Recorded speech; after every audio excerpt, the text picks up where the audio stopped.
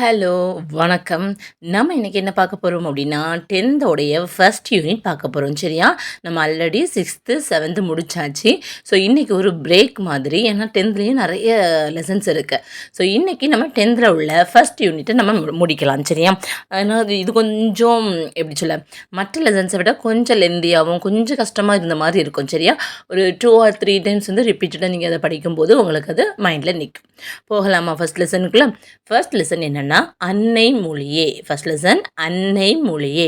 அப்போ இதில் ஞாபகத்தில் வச்சிருக்க வேண்டிய லைன்கள் என்னன்னா, அன்னை மொழியே அழகார்ந்த செந்தமிழே, தென்னன் மகளே திருக்குறளின் மாண்புகளே, முன்னும் நினைவால் முடித்தாள வாழ்த்துவமே, செந்தமிழே உள்ளுயிரே செப்பரிய நின் பெருமை, உந்தி உணர்வெழுப்ப உள்ள கனல் மூல, முந்துற்றோம் யாண்டும் முழங்க தனித்தமிழே. முந்துற்றோம் யாண்டும் முழங்க தனித்தமிழே. இதனுடைய ஆசிரியர் யாருன்னா பாவலரேறு பெருஞ்சித்திரனார். யாரு? பாவலரேறு பெருஞ்சித்திரனார். அப்போ அன்னை மொழியே அழகார்ந்த செந்தமிழேன்னு தொடங்கும் பாடல்னு கேட்கலாம். அப்படி இல்லைன்னா முந்துற்றோம் யாண்டும் முழங்க தனித்தமிழே. ஆசிரியர் யாரு? பாவலரேறு பெருஞ்சித்திரனார். நெக்ஸ்ட்டு, சாகும்போதும் தமிழ் படித்து சாக வேண்டும் என்று சாம்பலும் தமிழ் மணந்து வேக வேண்டும் என்று சொன்னவர் யார்? சச்சிதானந்தன். இதை நிறைய டைம் கேட்டிருக்காங்க. சரியா? சாகும்போதும் தமிழ் படித்து சாக வேண்டும் என்று சாம்பலும் தமிழ் மணந்து வேக வேண்டும் சொன்னது யாரு? சச்சிதானந்தன். நெக்ஸ்ட்டு, இந்த அன்னை மொழியே என்ற ஒரு பாடல் கனிச்சாறு தொகுதி 1 காணப்படுகிறது. சரியா? அப்போ அன்னை மொழியே எந்த நூலில் இடம்பெற்றுள்ளது அப்படின்னா கனிச்சாறு. அன்னை கனி, அன்னை கனிச்சாறு. ஓகேவா? இவர் நடத்தி வந்த இதழ்கள் என்னென்னா தென்மொழி, தமிழ் சிட்டு, தமிழ் நிலம் இப்படிலாம் வரும். ஸோ இங்கே என்ன கொடுத்துருக்காங்க? தென்மொழி தமிழ் சிட்டு. அப்போ பாவணருடைய இதழ்கள் என்ன? தென்மொழி தமிழ் சிட்டு. அவருடைய இயற்பெயர் என்னன்னா துரை மாணிக்கம். இவருடைய இயற்பெயர் என்ன? துரை மாணிக்கம். இவர் இயற்றிய நூல்கள் பார்த்திங்கன்னா நிறைய இருக்குது. உலகியல் 100, பாவிய கொத்து, நூறாசிரியம், கனிச்சாறு, எண் சுவை 80, மகபுகுவஞ்சி, பள்ளி பறவைகள். 100 இந்த மாதிரி வந்தாலே அது யாரு? துரை மாணிக்கம். உலகியல் 100, நூறாசிரியம், சாறு, கனிச்சாறு, 80, 100, பாவிய கொத்து, மகுபுக வஞ்சி, பள்ளி பறவைகள். பள்ளி பறவைகளினுடைய ஆசிரியர் யாரு? துரை மாணிக்கம். துரை மாணிக்கம் என அழைக்கப்படக்கூடிய யாரு? பாவலரேறு பெருஞ்சித்திரனார். அப்போ பெருஞ்சித்திரனாருடைய புனைப்பெயர் தான் இந்த பாவலரேறு வரும். சரியா? நெக்ஸ்ட், தமிழுக்கு கருவூலமாய் அமைந்தது எது அப்படின்னா திருக்குறள் மெய்ப்பொருள் உரை. தமிழுக்கு கருவூலமாய் அமைந்தது எதுனா திருக்குறள் மெய்ப்பொருள் உரை. அப்போ திருக்குறள் மெய்ப்பொருள் உரை தமிழுக்கு எப்படி அமைந்தது? கருவூலமாய் அமைஞ்சிருக்கு. பெருஞ்சித்திரனாரினுடைய நூல்களும் நாட்டுடைமை ஆக்கப்பட்டுள்ளன. சரியா? அப்போ பெருஞ்சித்திரனாருடைய நூல்கள் நாட்டுடைமை ஆக்கப்பட்டுள்ளனவா இல்லையா அந்த மாதிரி ஆப்ஷனில் கொடுக்கலாம். சரியா? இந்த ஸ்டேட்மெண்ட் கொஸ்டினில். ஸோ இப்போ நாட்டுடைமை ஆக்கப்பட்டுள்ளது. நெக்ஸ்ட், 8 தொகைனா என்ன அப்படின்னா நற்றிணை, நல்ல குறுந்தொகை, ஐங்குறு நூறு, ஒத்த பதிற்று 10, ஓங்கு பறைபாடல், கற்றறிந்தார் ஏத்தும் கலியோடு, அகம்புறம் என்று இத்திரத்தை 8 தொகை. இதில் என்ன கேட்பாங்க அப்படின்னு சொன்னால் நல்ல எனும் அடைமொழியோடு அழைக்கப்படக்கூடிய நூல் எது? குறுந்தொகை. இது கேட்ட கொஸ்டின். நல்ல என்னும் அடைமொழியோடு அழைக்கப்படக்கூடிய நூல் எது? குறுந்தொகை. அப்போது ஒத்த அப்படின்னு சொன்னால் அது 10 ஓங்குன்னு வந்தால் என்ன? பரிபாடல். ஓகேவா? கற்றறிந்தோர் ஏற்றுவது என்னது? களி. களி என்றால் குறிக்கப்படும் நூல் எது? கலித்தொகை. இந்த மாதிரி கேட்பாங்க. சரியா? நெக்ஸ்ட் பார்த்தீங்கன்னா இவ்வளோதான். ஃபர்ஸ்ட் லெசன் ரொம்ப ஈஸியாக தான் இருக்கும். நெக்ஸ்ட் நம்ம செகண்ட் லெசன் பார்க்க போகிறோம். தமிழ் சொல்வளம். தமிழ் சொல்வளம். நாடும் மொழியும் நமதிரு கண்கள் அப்படின்னு சொன்னது யாரு? பாரதி. நாடும் மொழியும் நமதிரு கண்கள்னு சொன்னது யாரு? பாரதி. தமிழ் அல்லாத திராவிட மொழிகளை ஆராயும் போது தமிழில் உள்ள ஒரு பொருட்பல சொல் வரிசைகள் இல்லாத குறை மிக தெளிவாக தெரியும். பிற திராவிட மொழிக்கு உரியனவாக கருதப்படும் சொற்களும் தமிழில் உள்ளன. அதாவது நம்ம தமிழில் இருக்க மாதிரி தமிழ் சொல் வளம் வேறு எதுலேயுமே இல்லை. அதுதான் அங்கே சொல்ல வராங்க. இப்படி சொன்னது யார் அப்படின்னு சொன்னால் கால்டுவெல். சொன்னது யார்? கால்டுவெல். தமிழ் அல்லாத திராவிட மொழிகளை ஆராயும் போது தமிழில் உள்ள ஒரு பொருட்பல சொல் வரிசைகள் இல்லாத குறை மிக தெளிவாக தெரியும். பிற திராவிட மொழிகளுக்கு உரியனவாக கருதப்படும் சொற்களும் தமிழில் உள்ளன என்று சொன்னது யாரு? கால்டுவெல். நெக்ஸ்ட்டு திராவிட மொழிகளின் ஒப்பியல் இலக்கணம் என்ற நூலை எழுதியது யாருன்னா கால்டுவெல். திராவிட மொழிகளின் ஒப்பியல் இலக்கணம் நூலை எழுதியது யாரு? கால்டுவெல். நெக்ஸ்ட் நம்ம என்ன பார்க்க போறோம்னா ஒரு தாவரத்துடைய அடிப்பகுதியை குறிப்பதற்கான சொல் அப்படின்னு பார்க்க போறோம். ஓகேவா? ஸோ இதில் இருந்தால் ஆல்ரெடி கேட்டிருக்காங்க கொஸ்டின். ஸோ இது வந்து கஷ்டமாக இருக்குன்னு படிக்காமல் விட்டுறாதுங்க. கொஞ்சம் கஷ்டமாக இருந்துச்சுன்னா அதை ரிப்பீட்டடாக படிங்க. சரியா? அப்போ நமக்கு அது ஞாபகத்தில் இருக்கும். ஃபர்ஸ்ட்டு நெல், கேழ்வரகு, நெல் தாள்னு சொல்லுவாங்க. அப்படிதானே? அப்போ நெல், கேழ்வரகு இதனுடைய அடிப்பகுதியை என்ன சொல்லுவாங்க? தாள்னு சொல்லுவாங்க. கீரை, வாழை இதனுடைய அடிப்பகுதியை தண்டுன்னு சொல்லுவாங்க. வாழைத்தண்டு. அப்போ கீரை, வாழை முதலியவற்றின் அடிப்பகுதி என்ன சொல்லுவாங்க? தண்டு. நெட்டி, மிளகாய் செடி அதனுடைய அடிப்பகுதியை கோல்னு சொல்லுவாங்க. நெட்டி, மிளகாய் செடி இதனுடைய அடிப்பகுதி என்னது? கோல். நெக்ஸ்ட்டு குத்துச்செடி, புதர் இதனுடைய அடி என்ன சொல்லுவாங்கன்னா தூறு. குத்துச்செடி, புதர் இவற்றினுடைய அடி என்ன சொல்லுவாங்க? தூறு. நெக்ஸ்ட்டு கம்பு, சோளம் இவற்றினுடைய அடியை தட்டு அல்லது தட்டைன்னு சொல்லுவாங்க. கரும்பின் அடி களி, மூங்கிலின் அடி களை. இந்த ரெண்டும் பார்த்து வச்சுக்கோங்க. சரி, ஒரே மாதிரி வரும் பார்த்தீங்களா? கொஞ்சம் கன்ஃபியூஸ் பண்ணுற மாதிரி. அதெல்லாம் இன்னும் கொஞ்சம் இம்பார்ட்டன்ஸ் கொடுத்து பார்க்கணும். அப்போ கரும்பின் அடி களி, மூங்கில் களை. ஓகேவா? புளி, வேம்பு இவற்றினுடைய அடியை நம்ம என்ன சொல்லுவாங்கன்னா அடின்னு தான் சொல்லுவாங்க. புளி, வேம்பு இவற்றினுடைய அடியை என்ன சொல்லுவாங்க? அடின்னு தான் சொல்லுவாங்க. நெக்ஸ்ட்டு கிளை பிரிவுகள். அந்த தாவரங்களினுடைய அடியிலிருந்து பிரிந்து சொல்லக்கூடிய பிரிவுகள் இருக்குல்ல, கிளை, அதுக்கு வழங்கக்கூடிய வேறு சொற்களை நம்ம பார்க்க போகிறோம். சரியா? அப்போ ஃபர்ஸ்ட்டு அந்த அடி மரத்தில் இருந்து பிரியக்கூடிய பெரிய கிளையை தான் நம்ம என்ன சொல்லுவாங்கன்னா கவை. அப்போ அடி மரத்திலிருந்து பிரியக்கூடிய பெரிய கிளையை என்ன சொல்லுவாங்க? கவைன்னு சொல்லுவாங்க. அந்த கவையில் இருந்து ஒரு பிரிவு வந்துச்சுன்னா அதை தான் கொம்பு அல்லது கொப்புன்னு சொல்லுவாங்க. கவையிலிருந்து வரக்கூடிய பிரிவு தான் என்னது? கொம்பு அல்லது கொப்பு. அந்த கொம்புலேருந்து வரக்கூடிய பிரிவு தான் கிளை. ஓகேவா? அந்த கிளையினுடைய பிரிவு தான் சினை. சினையின் பிரிவு என்னது? போத்து. அந்த போத்தினுடைய பிரிவு தான் லாஸ்ட்ல குச்சி.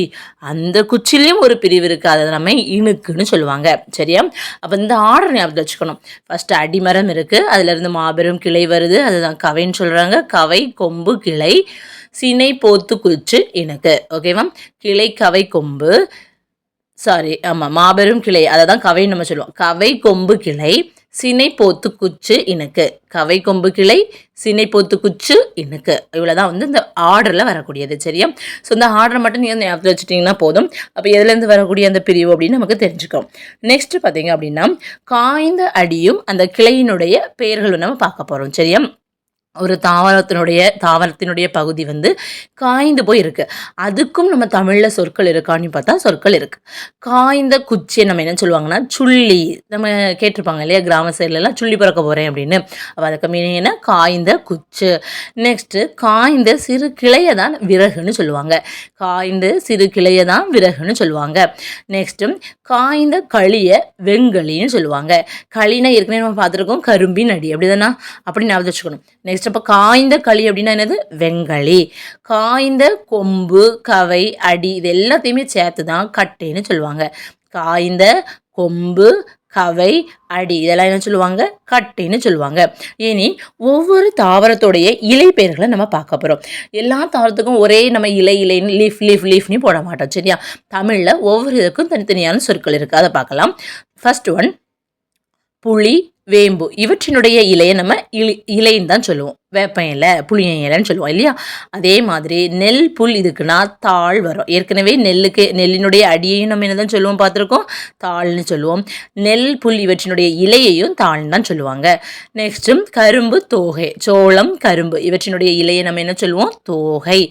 நெக்ஸ்ட் பார்த்தீங்கன்னா தென்னை, பனை இவற்றினுடைய இலையை ஓலைன்னு சொல்லுவோம். தென்னை ஓலை, பனை ஓலை. சரியா? அப்போ தென்னை, பனை, ஓலை. காய்ந்த தாளும் தோகையும் என்ன சொல்லுவாங்கன்னா சண்டு. இது கேட்டிருக்காங்க. காய்ந்த தாளும் தோகையும் என்னது? சண்டு. காய்ந்த இலையை என்ன சொல்கிறாங்க? சருகுன்னு சொல்கிறாங்க. சரியா? காய்ந்த குச்சி ஏற்கனவே பார்த்தோம் சுள்ளி, காய்ந்த இலையை சருகுன்னு சொல்கிறாங்க. நெக்ஸ்ட் பார்த்தீங்கன்னா தாவரத்தினுடைய நுனி பகுதிகளை நம்ம தமிழால் எப்படி குறிப்பிட்டிருக்காங்கன்னு பார்க்க போகிறோம். சரியா? தாவரத்தினுடைய நுனி பகுதி நெல், புல் இதனுடைய அந்த கொழுந்து இருக்கு இல்லையா, நுனி பகுதி இருக்குல்ல, அதை நம்ம என்ன சொல்லுவாங்கன்னா துளிர்னு சொல்லுவாங்க அல்லது தளிர்னு சொல்லுவாங்க. நெல், புல் இவற்றினுடைய கொழுந்து என்னது? துளிர் அல்லது தளிர். நெக்ஸ்ட்டு புளி, வேம்பு இவற்றினுடைய கொழுந்த முறி சொல்லுவாங்க அல்லது கொழுந்து. புளி, வேம்புக்குன்னா என்னது? முறி அல்லது கொழுந்து. நெக்ஸ்ட் பார்த்தீங்கன்னா சோளம், கரும்பு, தென்னை, பனை இதனுடைய கொழுந்தை குருத்துன்னு சொல்லுவாங்க. சோளம், கரும்பு, தென்னை, பனை இதனுடைய கொழுந்தை என்ன சொல்லுவாங்க? குருத்துன்னு சொல்லுவாங்க. கரும்பினுடைய நுனி பகுதியை கொழுந்தாடைன்னு சொல்லுவாங்க. கரும்பின் நுனி பகுதி என்னது? கொழுந்தாடை. நெக்ஸ்ட் இதுக்கு மட்டும்தான் இருக்கா அப்படின்னு கேட்டால் இல்லை, பூவுக்கும் இருக்கு. ஃபஸ்ட்டு பூ தோன்றுதுன்னு வச்சுக்கோங்களேன், அதுக்கு பேர் அரும்பு. பூவினுடைய தோற்று நிலை என்ன? அரும்பு. நம்ம இது ஏற்கனவே 6th படிச்சிருக்கோம். அந்த பூவினுடைய 7 நிலைகள் படிச்சிருக்கோம் பார்த்தீங்களா? அதுதான் இங்கேயும் வரும். அப்போ பூவின் தோற்று நிலை என்ன? அரும்பு. பூ லைட்டாக விரியோலியா, அதுக்கு பேர் தான் போது. பூ லைட்டாக விரியது என்னது? போது. பூ நல்லா கொஞ்சம் மலர்ந்து வந்திருக்கா, அதுக்கு பேர் மலர் அல்லது அலர். சரியா? பூவினுடைய மலர்ந்த நிலை தான் என்னது? மலர் அல்லது அலர்ன்னு சொல்கிறாங்க. அந்த மரஞ்செடியில் இருந்து அந்த பூ கீழே விழும் பார்த்தீங்களா, அந்த நிலை தான் என்னது? வீன்னு சொல்லுவாங்க. கீழே விழுந்த நிலை விழுந்த. அப்போ வீ ஞாபகம் வச்சுக்கோங்க. பூ வாடி போயிருக்குன்னா செம்மி போயிருக்கு, செம்மல். பூ வாடின நிலை என்னது? செம்மல். யார் இவர்னு ஒரு பிராக்கெட்டில் கொடுத்துருக்காங்க, நம்ம அதை பார்க்கலாம். சரியா? ஒரு தமிழ் ஆசிரியராக இருந்தவர், நூலாக்க பணிகளை விரும்பி செய்பவர், சொல் ஆராய்ச்சியில் பாவாணரும் வியந்தது யாரனா? ரா இளங்குமரனார். ஒரு தமிழ் ஆசிரியராக இருந்திருக்காங்க, நூலாக்க பணிகளை விரும்பி செய்திருக்காங்க, பாவாணராலும் வியந்து பாராட்டப்பட்டவர் யாரு? இளங்குமரனார். இது கேட்டிருக்காங்க. சரியா? திருவள்ளுவர் தவச்சாலையை அமைத்தவர் யார்? இளங்குமரனார். திருவள்ளுவர் தவச்சாலையை அமைத்தவர் யாரு? இளங்குமரனார். எங்க அமைச்சிருக்கிறாரு? அப்போ திருச்சி பக்கத்தில் இருக்கக்கூடிய அல்லூரில். திருவள்ளுவர் தவச்சாலையை திருச்சி அருகில் உள்ள அல்லூரில் அமைத்தவர் யாரு? இளங்குமரனார். பாவாணர்களுக்கு ஒரு நூலகமும் ஏற்படுத்தியிருக்கிறாரு. பாவாணர் நூலகம் உருவாக்கியவரும் இளங்குமரனார். தமிழகம் முழுவதும் போய் திருக்குறள் சொற்பொழிவுகளை வழங்கி தமிழ் வழி திருமணங்களை நடத்துபவரும் யார் தான்? இந்த இளங்குமரனார். ஏற்கனவே நம்ம நிறைய இது பார்த்துருக்கோம், அப்படிதானே? திருக்குறள் சம்பந்தமாட்டு ஏற்கனவே 2 பேரை பார்த்துருக்கோம். அந்த 2 பேர் யாருன்னு நீங்கள் கமெண்ட் பண்ணுங்க. ஓகேவா? தமிழகம் முழுவதும் திருக்குறள் சொற்பொழிவுகளை வழங்கி தமிழ் வழியில் திருமணங்களை நடத்தியவர் யாரு? இளங்குமரனார். அவருக்கு ஒரு ஃபேமஸான அந்த ஒரு கோட் பார்க்கலாம். விழிகளை இழக்க நேரிட்டால் கூட தாய் தமிழை இழந்து விடக்கூடாது என எண்ணி திருவிக்கா போல இமைகளை மூடியபடி எழுதும் ஆற்றல் கொண்டவர் யாரு? இளங்குமரனார். ஏதோ ஒரு ஆக்சிடென்ட்ல எனக்கு கண்ணு போச்சு, கண்ணு போனாலும் நான் என்ன பண்ணணும்? தாய் தமிழை நான் கற்கணும். அப்போ நான் கண்ணு மூடிட்டு எழுதுனா அதுக்கு எழுத வருமா? அப்படிலாம் ட்ரை பண்ணி பார்த்துருக்காங்க. யாரை மாதிரி? திருவிக்காவை மாதிரி. யாரு? இளங்குமரனார். நெக்ஸ்ட் பார்த்தீங்கன்னா உலக பெருந்தமிழர் என அழைக்கப்படுபவர் இளங்குமரனார். உலக பெருந்தமிழர் என அழைக்கப்படுபவர் யாரு? இளங்குமரனார். அவருடைய நூல்கள் பார்த்தீங்கன்னா இலக்கண வரலாறு, தமிழிசை இயக்கம், தனித்தமிழ் இயக்கம், பாவாணர் வரலாறு, குண்டலகேசி உரை, யாப்பெருங்கல உரை, புறத்திரட்டு உரை, திருக்குறள் தமிழ் மரபுரை, காக்கை பாடினிய உரை, தேவநேயம். இது நீங்கள் படிச்சு தான் ஆகணும். சரி? உங்களுக்கு இதே மாதிரி மனப்பாடம் பண்ண முடியும்னா மனப்பாடம் பண்ணுங்கள். அப்படி ஏதாவது இந்த ஹிண்ட் வச்சு படிக்க முடியுமா? ஏதாவது ஒரு என்ன சொல்ல, ஒரு வார்த்தை, ஒரு சென்டென்ஸை கிரியேட் பண்ணி அந்த சென்டென்ஸினுடைய ஒவ்வொரு வார்த்தையினுடைய முதல் தொடக்கம் இந்த என்னது நூல்களுடைய முதல் பேரை வச்சு உங்களுக்கு பண்ண முடியும்னா படி பாருங்கள். அப்படி இல்லைன்னு சொன்னால் நான் இந்த லெசன்ஸ் எல்லாம் முடிச்சதுக்கு அப்புறமா, நம்ம 10th வரை 12th வரை முடிச்சதுக்கு அப்புறமா நான் உங்களுக்கு வேணால் இந்த ஷார்ட்கட்ஸ் எல்லாம் போடுறேன். சரியா? ஸோ உலக பெருந்தமிழர் இளங்குமரனாரினுடைய நூல்கள் என்ன? இலக்கண வரலாறு, தமிழிசை இயக்கம், தனித்தமிழ் இயக்கம், பாவாணர் வரலாறு, குண்டலகேசி உரை, யாப்பெருங்கல உரை, புறத்திரட்டு உரை, திருக்குறள் தமிழ் மரபுரை, காக்கை பாடினிய உரை, தேவநேயம். நெக்ஸ்ட் பார்க்கலாம். மலருக்கு மட்டும் இல்லை, தாவரத்துடைய அந்த பிஞ்சு வகைகள் இருக்குது பார்த்தீங்களா, அதுக்கும் ஒவ்வொன்றுக்கும் ஒவ்வொரு பேர் இருக்குது. பூவோடு இருக்கக்கூடிய இளம் பிஞ்சு என்ன சொல்லுவாங்கன்னா பூம்பிஞ்சு. பூவோடு இருக்கக்கூடிய இளம் பிஞ்சு பூம்பிஞ்சு. இளம் காய பிஞ்சுன்னு சொல்லுவாங்க. இளம் காய பிஞ்சுன்னு சொல்லுவாங்க. மாம்பிஞ்ச வடுன்னு சொல்லுவாங்க. மாவடுன்னு நம்ம கேள்விப்பட்டிருப்போம். மாம்பிஞ்ச வடுன்னு சொல்லுவாங்க. பலா பிஞ்சுனா மூசு. இதெல்லாம் பொறுத்துக மாதிரியும் கேட்கலாம். சரியா? பலா பிஞ்சினது மூசு. எள் பிஞ்சு என்னதுன்னா கவ்வை.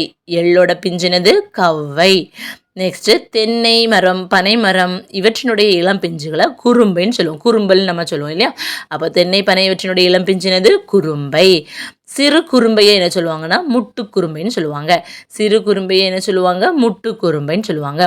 முற்றாத தேங்காய் தான் என்னது? இளநீர். இளம் பாக்க என்ன சொல்லுவாங்கன்னா நுழாய். இளம் பாக்கு என்னது? நுழாய்.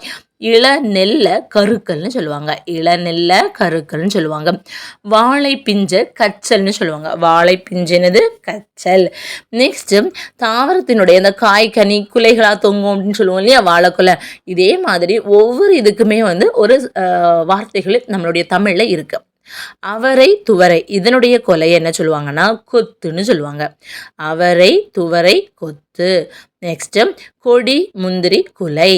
கொடி முந்திரி குலை. கொடி முந்திரி குலை. வாழை குலை என்ன சொல்லுவாங்க தாறு. வாழை குலை என்ன சொல்லுவாங்களாம் தாறு.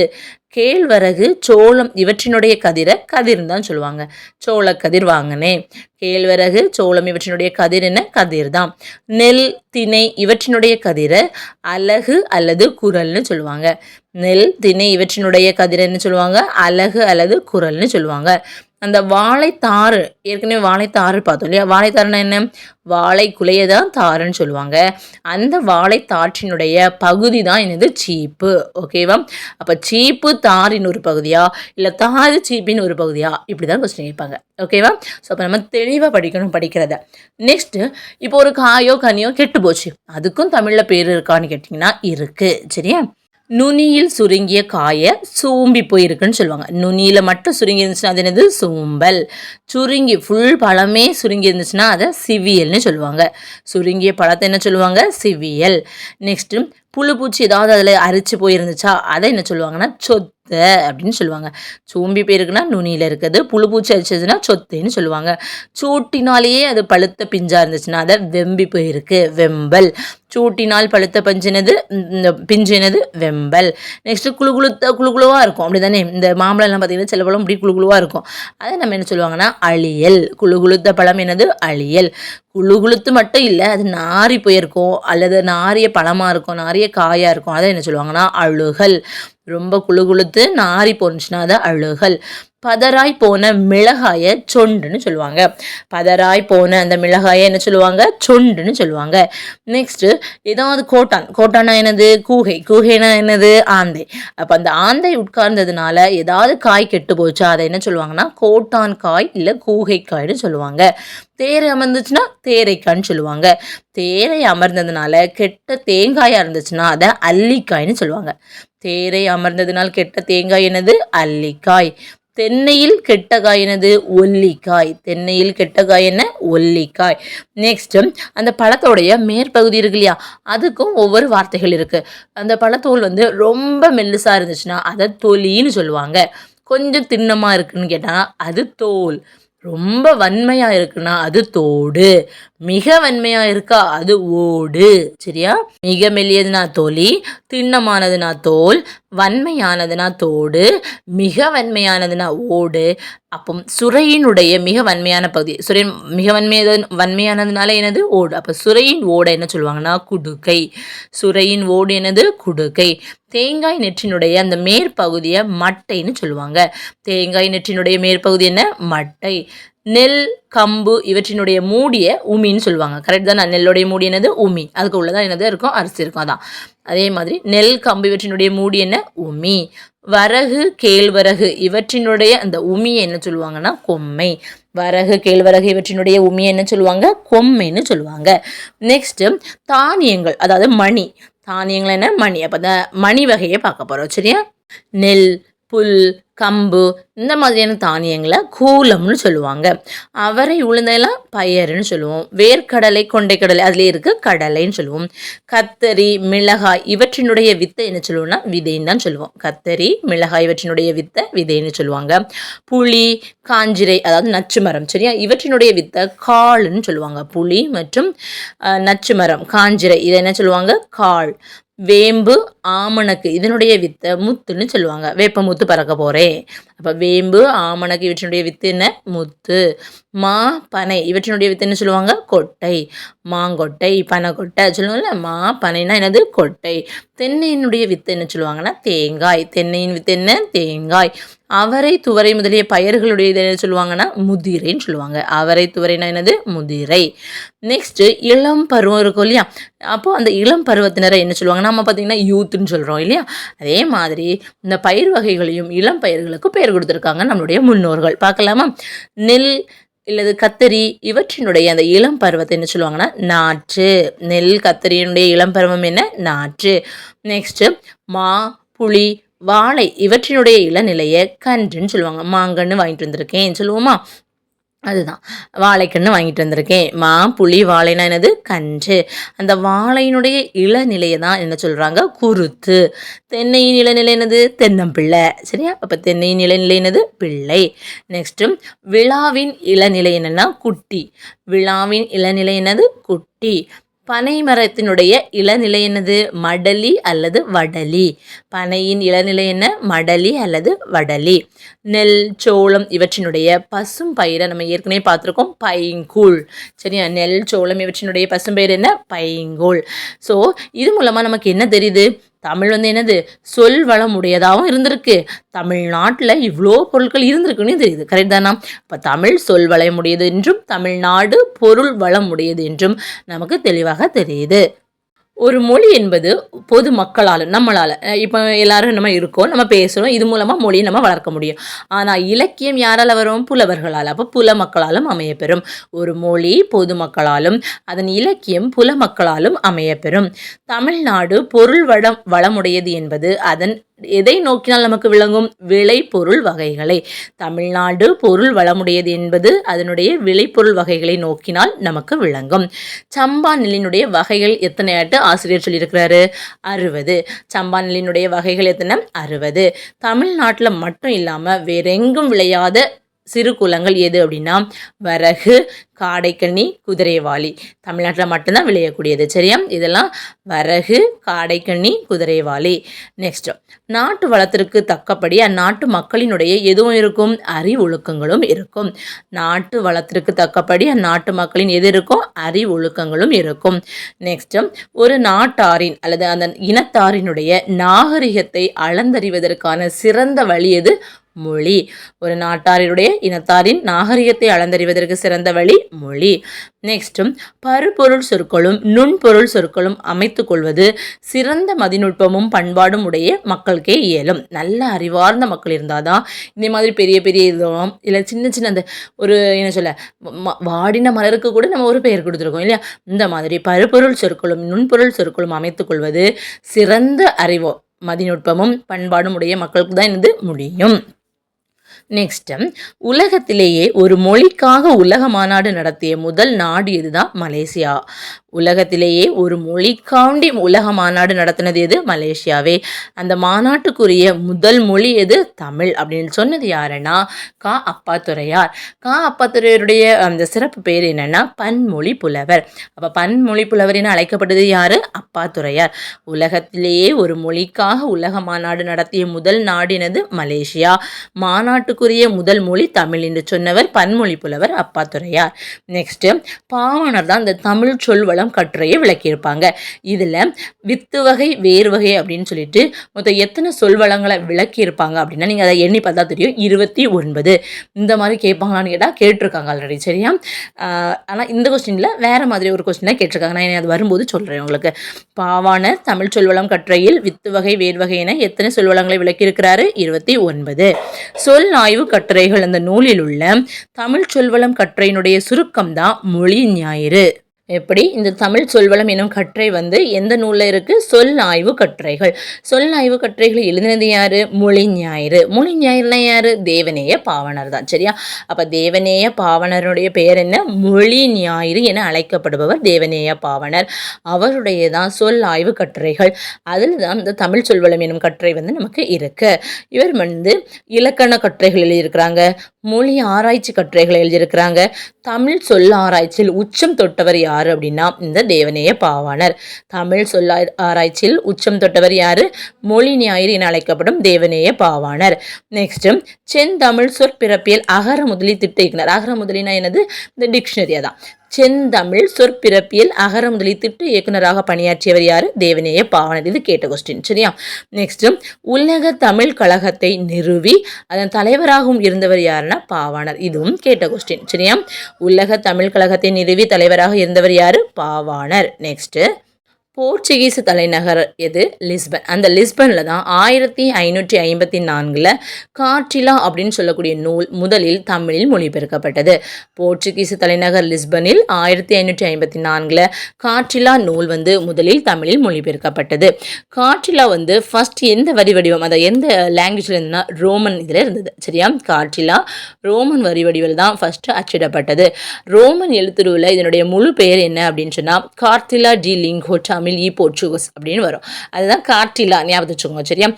கார்டிலா 2 வண்ணங்களில் இந்த கார்டிலா என்ற நூலை மாறி மாறி அச்சிட்டிருப்பாங்க. சரியா? அப்போ ரோமன் இதில் தான் ஃபர்ஸ்ட் இருந்திருக்கு. அது கருப்பு சிவப்பு என்ற வண்ணத்தில் மாறி மாறி அச்சிட்டிருப்பாங்க.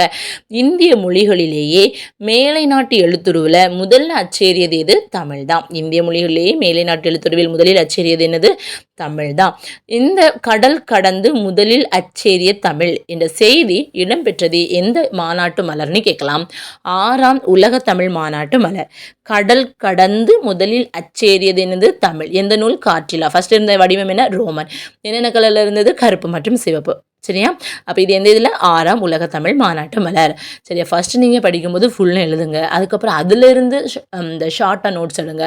அப்படி படித்தாதான் நமக்கு என்னது ஈஸியாக மைண்டில் ஃபிக்ஸ் ஆகும். ஓகேவா? நெக்ஸ்ட் பார்க்க போகிறோம் இரட்டுற மொழிதல். நெக்ஸ்ட் என்னது? இரட்டுற மொழிதல். முத்தமிழ் துய்ப்பதால் முச்சங்கம் கண்டதால் மெத்த வணிகலமும் மேவலால் ஆழிக்கு இணை கிடந்ததே தமிழ் ஈண்டு. இது ஒரு தனிப்பாடல் திரட்டு நூல் தான். என்னுடைய ஆசிரியர் யாருன்னா சந்த கவிமணி தமிழ் அழகனார். சரியா? முத்தமிழ் துய்ப்பதால் முச்சங்கம் கண்டதால் மெத்த வணிகலமும் மேவலால் ஆழிக்கு இணை கிடந்ததே தமிழ் ஈண்டு. ஆசிரியர் சந்த கவிமணி தமிழ் அழகனார். அப்போ துய்ப்பது, இதனுடைய பொருள் பாருங்க. துய்ப்பதுன்னா என்னது? கற்பது, அதுவும் ஒரு மீனிங், தருதலும் ஒரு மீனிங் வரும்.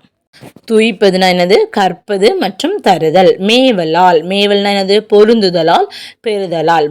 மேவலால் அப்படின்னா என்னது? பொருந்துதலால் இல்லது பெறுதலால். பார்த்தீங்கன்னா முத்தமிழ் துய்ப்பதால், அது தமிழ் இயலிசை நாடகம் அப்படின்னு முத்தமிழாக வளர்ந்துருக்குன்னு சொல்கிறாங்க. அப்போ அது கடலுக்கு எப்படி பொருளும்? இரற்ற மொழிதல்னா 2 பொருள்பட கூறுவது. அப்படிதானா? இப்போ கடலுக்கு எப்படின்னா அது முத்தினையும் அமிழ்தினையும் தருகிறது. அப்போ முத்தமிழுக்கு இங்கே எப்படி கொண்டு வந்திருக்காங்க? முத்து அமிழ்தினி கொண்டு வந்திருக்காங்க. சரியா? நெக்ஸ்ட்டு முச்சங்கம் கண்டதால், முதல் இடைக்கடையின முச்சங்கங்களால் தமிழ் வளர்க்கப்பட்டது. இங்கே என்ன சொல்கிறாங்க? வெண்சங்கு, சலஞ்சலம், பாஞ்சசனியம் என்று 3 வகையான சங்குகளை தருகிறது. அப்போ 3 வகையான சங்குகள் எது? வெண்சங்கு, சலஞ்சலம், பாஞ்சசனியம். ஓகே தானே? நெக்ஸ்ட் மெத்த வணிகலமும் மேவலால், அதாவது இது தமிழுக்கு எப்படி கம்பேர் பண்ணியிருக்காங்கன்னா 50 காப்பியங்களை இது அணிகலன்களாக பெற்றிருக்குன்னு சொல்கிறாங்க. ஆனால் இது இங்கே எப்படி வரும்? கடலில் அதிக அளவில் வணிக கப்பல்கள் செல்கிறது அப்படின்னு வருது. நித்தம் அணை கிடந்தே சங்கத்தவர் காக்க ஆழிக்கு இணை கிடந்ததே தமிழ் ஈண்டு. அதை என்ன சொல்கிறாங்கன்னா, யார் காக்குறாங்க? இந்த சங்க பலகையில் அமர்ந்திருந்த சங்க புலவர்களால் இந்த தமிழ் பாதுகாக்கப்படுகிறது. இங்கே என்னது? அது தன்னுடைய அலையினால சங்கினை தடுத்து நிறுத்தி இது என்னது? கடல் அலை காக்கிறது அப்படின்னு சொல்லியிருக்கிறாங்க. யாரு? சந்த கவிமணி தமிழ் அழகனார். ஓகே தானே? அப்போ கடல் தன் எதனால் சங்கினை தடுத்து நிறுத்தி காக்கிறது? அலையினால் தடுத்து நிறுத்தி காக்கிறது. மெத்த வணிகலன், இதை எப்படி பிரிச்செழுதலாம்? மெத்த கூட்டல் அணிகலன். சரியா? ஒரு சொல்லோ இல்லை ஒரு சொற்றொடரோ 2 பொருள்படும்படி வர்றது என்ன சொல்லுவாங்க? ரெற்ற மொழிதல் அணின்னு சொல்லுவாங்க. ரெற்ற மொழிதல் அணிக்கு இன்னொரு பேர் இருக்கு, ஸ்லேடை அணி. சரியா? செய்யுளிலும் உரைநடையிலும் மேடை பேச்சிலும் டேஸ் பயன்படுத்தப்படும் ஸ்லேடைகள். அப்போ ஸ்லேடைகள் எங்கெல்லாம் வரும்? செய்யுளையும் வரும், உரைநடையிலையும் வரும், மேடை பேச்சில் கூட வரலாம். சரியா? தமிழ் அழகனார் அவருடைய பாடல், இந்த சந்த கவிமணின்னு அழைக்கப்படக்கூடிய தமிழ் அழகனாரினுடைய பாடல் தனிப்பாடல் திரட்டு என்ற நூலில் காணப்படுகிறது. தனிப்பாடல் திரட்டு 5ஆம் பகுதி கழக பதிப்பில் காணப்படுது. சரியா? நெக்ஸ்ட்டும் இந்த சந்த கவிமணியினுடைய இயற்பெயர் என்னன்னா சண்முக சுந்தரம். சந்த கவிமணியினுடைய இயற்பெயர் என்ன? சண்முக சுந்தரம். இலக்கண புலமை மற்றும் இளம் வயதிலேயே செய்யுளியற்றும் ஆற்றலும் பெற்ற தமிழ் அழகனார் எத்தனை சிற்றிலக்கிய நூல்களை படைத்துள்ளார் அப்படின்னா 12. அப்போ சந்த கவிமணியினுடைய சிற்றிலக்கிய நூல்கள் எத்தனை? 12. நெக்ஸ்ட் புக் பேக்கில் உள்ளது. காலையிலேயே மாலையும் வந்துவிட்டது. சரியா? அவங்களுக்கு வந்து யாரோ மாலை போட போயிருக்காங்க. அப்போ காலையில இவரு இந்த மீட்டிங் போகும்போது அவருக்கு மாலை போடும்போது என்ன சொல்றாங்க, "இப்பவுமே மாலையே வந்துட்டு" மாலை மீன்ஸ் என்னது? ஈவினிங் அப்படி தானே? அது வந்து அப்படி என்னது ரெற்ற மொழிதல். அப்ப அதுபடி அந்த ஸ்லேடைப்படி அவர் வந்து பேசியிருப்பாரு. அது வந்து கற்றவர்களுக்கு மட்டும் தான் புரியக்கூடியது. அதான் சொல்றாங்க, "காலையிலேயே மாலை வந்துவிட்டதே" அப்படின்னு சொன்னது யாருன்னா, கி.வா.ஜா. காலையிலேயே மாலையும் வந்துவிட்டது கி.வா.ஜா. அன்று கச்சேரியில் அவருடைய காதிலும் கம்மல், குரலிலும் கம்மல். நல்லா இல்ல. அத தான் என்ன சொல்றாங்க, இப்படி என்னது ஸ்லைடைல சொல்றாங்க. அப்ப யாருக்கும் வந்து மன வருத்தம் ஆகாது. இசை விமர்சகர் சுப்புடு. அந்த கச்சேரியில அவருடைய காதிலும் கம்மல், குரலிலும் கம்மல். சொன்னது யாரு? சுப்புடு. நெக்ஸ்ட்டு இவர் பல்துறை வித்தகர் அப்படின்னு சொன்னது யாரு? கி.ஆ.பெ. விஸ்வநாதன்.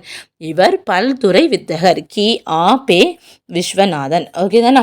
நெக்ஸ்ட்டு பார்த்தீங்கன்னா, இன்னும் 2 லெசன் வந்து இருக்குது. அந்த 2 லெசனையும் நான் இப்போ உங்களுக்கு கண்டினியூஸாக நீங்கள் போட்டுட்டேன் அப்படின்னு சொன்னால் உங்களுக்கு வேறு சப்ஜெக்ட் எல்லாம் படிக்க முடியாது அப்படி தானே. ஸோ அதனால் இதோடு நான் வந்து ஸ்டாப் பண்ணிக்கிறேன். மீதி உள்ள 2 இதையும் நான் உங்களுக்கு ஆஃப்டர்நூன் வந்து அப்லோட் பண்ணுறேன். ஓகே தானே. இதனுடைய பார்ட் பி அப்லோட் பண்ணுறேன். ஸோ நல்லபடியாக படிங்க, சீக்கிரமாக படித்து முடிச்சிடுங்க. ஓகேவா? தேங்க்யூ.